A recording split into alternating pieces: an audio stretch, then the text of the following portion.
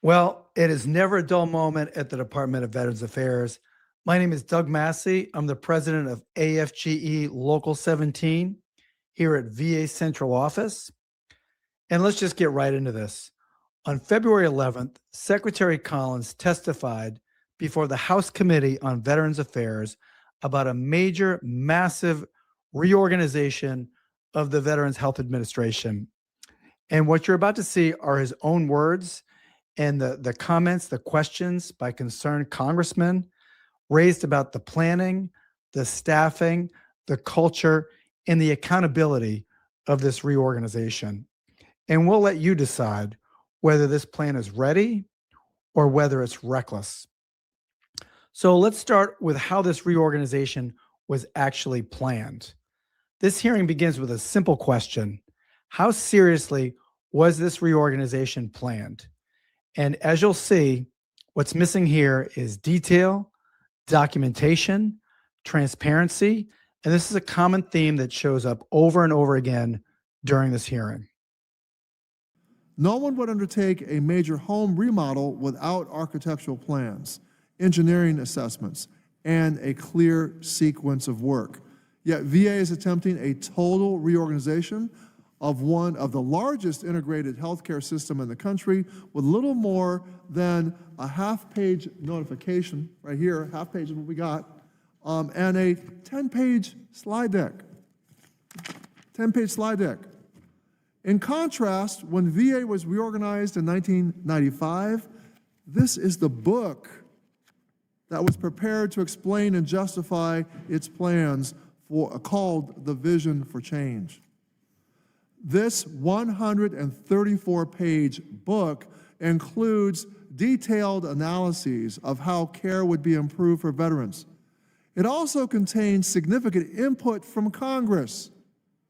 Input from Congress in the plan that they submitted back in the 1990s. Input from veterans, input from VSOs, input from VA employees and other stakeholders. These do not. You are tearing down the walls before determining whether they're load-bearing, and veterans will be the ones to be crushed if the structure collapses. Okay, now let's take a look at Secretary Collins' major defense of this 10-page PowerPoint. Here's how it was explained. The ranking member made a point to hold up a book, and as opposed to the slide deck that you have, I would just like to point something out. The Magna Carta was 1 page. The Declaration of Independence was 1 page. The Constitution, 4 pages. The Bill of Rights, 1 page. So what I've noticed in the 3 years I've been in Congress is that we often confuse quantity with quality. And we often confuse motion for progress. What the congressman just listed, these are foundational documents that express values, they express principles, and they were never intended to be operational plans. Reorganizing the nation's largest healthcare system requires detailed plans about budgeting, staffing, IT integrations, continuity of care planning, and accountability structures. That's not about quantity, that's about competence. But planning isn't just about documents. It's about what happens to veterans when systems change. We're trying not to be combative, Mr. Secretary, and I heard, okay, perfect. But if you have a continuity of care plan, we haven't received it. This goes to the lack of transparency that we are talking about. This is a massive reorganization. It's going to impact our veterans, and we on this committee don't know how. What we care about is the veterans. We care about doing right by the veterans, and what doing the right thing is having this out in the open. And when time has expired. Go back. When continuity breaks down, veterans pay the price. Those decisions have real consequences. They affect morale, they affect retention, and ultimately they affect the care that veterans receive. Watch this exchange. You know, I want to just kind of cut to the chase here. I really think over this last year, what you've done to the VA is really hollow it out. This is cutting to the bone. It's not trimming fat. And it is really hitting VA employees, union employees, the hardest. You've stripped their collective bargaining rights, damaging their morale and dignity, leaving employees wondering if their jobs will be cut next. And I just want to point out, none of that is done to service our veterans. This isn't happening as work is slowing down, of course, within the VA. It's happening while VA experiences the largest expansion of VA healthcare and benefits in decades, thanks to the passage of the PACT Act. It's happening as VA is restarting one of the largest and most complex EHR deployments in modern history in just over 2 months. And I want to point out, I've been asking, when is the VA going to nominate a CIO, something that would be a critical leadership position to ensuring success of this EHRM program? We still don't have that. That's a really important leadership position. And now you're proposing this massive reorganization without consulting Congress first. I have serious concerns with how this reorganization could impact that already ambitious rollout. I support efficiency, but it should not be, and it should never jeopardize success, and most certainly not at the expense of our veterans or VA employees. You cannot fix healthcare by driving out the very people who are providing that healthcare. With morale falling, staffing becomes critical. Now, Secretary Collins has repeatedly said that the VA is not understaffed, but watch this exchange. This is an interesting admission on his part. However, Mr. Secretary, since you took the helm, the agency has shed a net 20,400 employees across VHA alone. Let me say it again, VHA alone. We're not even talking about what happened at VBA and the other parts of VA. This represents centuries worth of experience, and these losses include over 1,100 doctors, 100 left VA in December alone, over 2,300 registered nurses, nearly 700 medical support assistants, and nearly 700 social workers, nearly 650 licensed practical nurses, and nearly 300 psychologists and over 250 police officers. Yet today we're going to be told that this plan, which includes making it even more difficult for VA to hire more staff, will streamline care for veterans? Do we have enough doctors at VA? Oh, we always can hire more doctors. Do we have enough doctors at VA? Yes or no? We can always hire more doctors. So Do your we need more testimony, doctors? Yes. your testimony today is that VA is not fully staffed. Who come up with that question? No, we're not fully staffed, and we haven't been for 50 Okay, years. so we need more people. Yes, we Okay. hire every day. Do you realize how many we hire? Great, let's move on. If you need to hire more doctors, that means you're understaffed. That raises an important question. What data is leadership using? I do want to focus on the workforce impacts already hitting the Veterans Health Administration. The reorganization, again, comes at a time where tens of thousands of employees have been lost in the last year. Doctors, nurses, mental health professionals, police officers, forcing facilities to close hundreds of beds because of the lack of staff.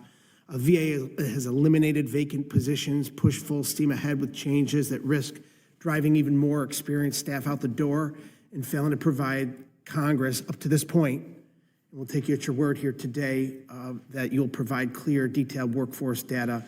I'd like all of the data, quite frankly, obviously for my own purposes in Buffalo at the VA in Western New York, but I think it's important that every member of this committee at least has information regarding their own VA to the same effect that my letter outlines. And data is only part of the picture. A reorganization without data is not reform, it's just risk. And ignoring culture guarantees failure. How progress is measured also matters. As you know, I'm a physician, and I also was the chair of the board of the largest multi-specialty physician group in the Northwest. So I know how hard it is to run a complicated organization as much as I can, not as complicated as the VA, but I know that changing structure in an organization is challenging, and it requires a culture that is dedicated to making that change possible and effective. So I'm worried, deeply worried, that this labor-intensive and costly endeavor that you are embarking upon at a time when the VA is already overstressed and understaffed is destined for failure unless you can really lean into the culture and supporting the people who have to make this possible. Veterans do not get care from paperwork or organizational charts. Veterans get care from professionals, from people, from VA employees. Mr. Secretary, it's good to see you again. So I want to get straight into some of what we've seen in this past year. We know that VA workers have been stripped of nearly all their labor rights. The department is struggling to staff and deliver services to veterans.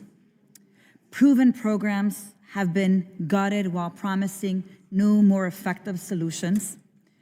And the Department of Homeland Security is kidnapping and deporting veterans and executing VA employees in broad daylight. And yet, folks seem unbothered.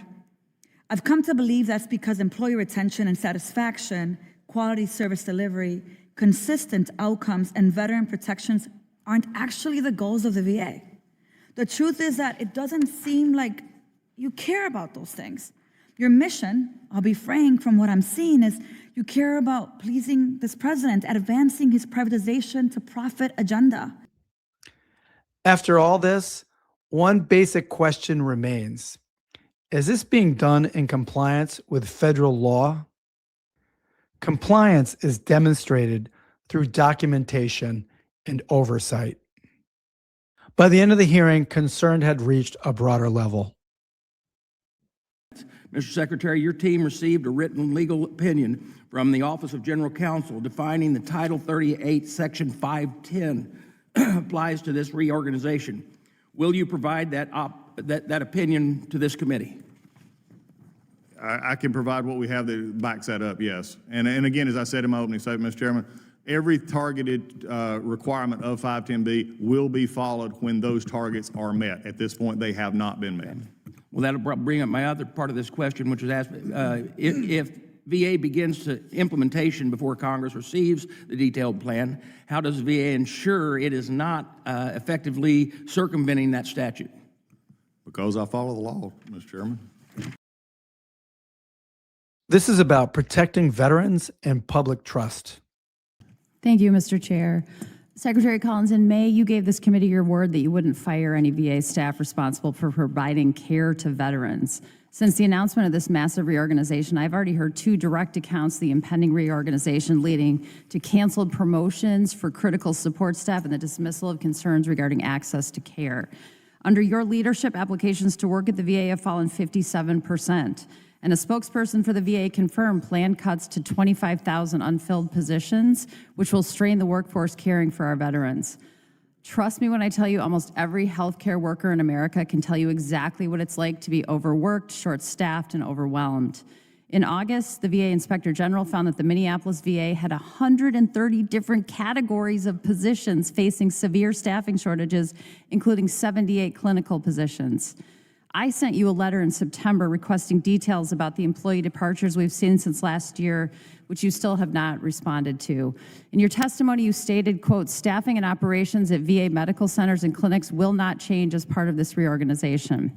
Given reports of existing severe staffing shortages and negative impacts from this reorganization effort, will you commit to addressing the severe staff shortages that threaten access and quality of care for our veterans? Just a yes or no, please, sir. There is no yes or no. Minneapolis is 7% more in FTE since 2019 and 2%. Mr. Secretary, I'm asking you to commit to addressing that. You made the statement that we're understaffed. 7% more FTE since 2019. I'll take that as a no, sir. I only reclaim my 2% time. One thing about this hearing, it created a clear public record. It showed a reorganization without adequate planning, without reliable data, without meaningful engagement with the workforce that delivers care to our nation's veterans. Veterans deserve a healthcare system that is stable, transparent, and fully staffed. Employees, we deserve leadership that listens, respects the law, and understands that protecting workers is essential to serving veterans. We will continue to hold leadership accountable, not for political reasons, but because veterans, families, and frontline professionals deserve nothing less. Thank you for watching. Thank you for being with us today, and thank you for your support.